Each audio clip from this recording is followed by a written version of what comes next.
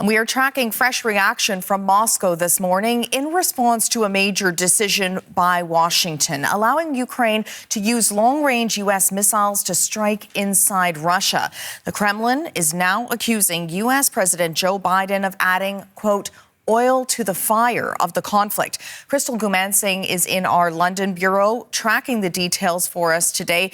Crystal, we'll get more into the latest reaction in just a moment, but first, walk us through this approval from Washington and what effect it could have on the war. Well, good morning, Linda. Yeah, so this approval coming from the United States and the outgoing President Joe Biden, and that is a key factor here. It is a step that Ukraine has been asking for many, many months. Now, Ukrainian officials are saying that this would be something that would give them the ability to strike deep inside of Russia and prevent it from further strikes inside Ukraine. Now, just to give you an idea about these long-range weapons, we're talking about missiles with a range of about 300 kilometers. So it could allow Ukrainians to go further into Russia and strike military infrastructure. We do see some of these types of strikes now with Ukrainian-built drones, for example, but this would obviously give them more firepower. Now, experts are not suggesting that this would be a silver bullet or would change the course of the war that we've seen so far, but it would give Ukraine more options, and that is really what they're looking for.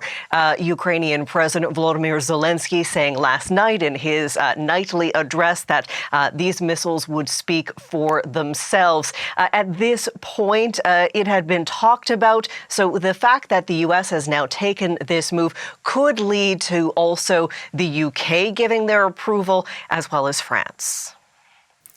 And Crystal, we've heard from the Kremlin this morning, the first official reaction from Moscow since Washington gave Ukraine the green light. What are we hearing there?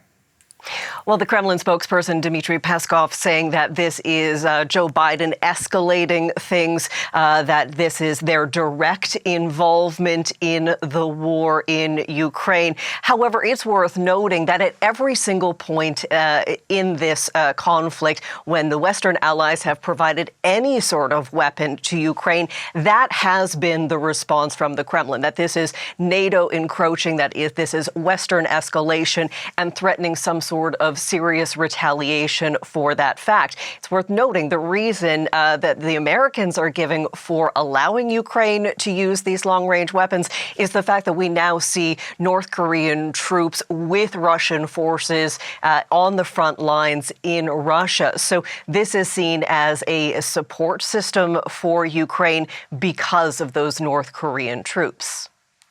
I've been saying once and again that Ukraine should be able to use the arm we provided to them in order to not only to stop the arrow, but also to be able to hit the Arcus.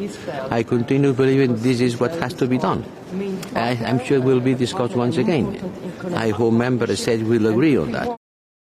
That was Joseph Borrell. He is the EU's chief foreign policy individual, talking in Brussels, saying that he supports this move, expects more European allies to not only support it, but to also lift the restriction currently on these long-range weapons. We have heard from France's foreign minister saying that France had previously said they were open to this. We're hearing similar conversations from UK officials. So there is some movement on this front. As of this point, we don't know when those weapons could potentially be fired into Russian territory, Linda.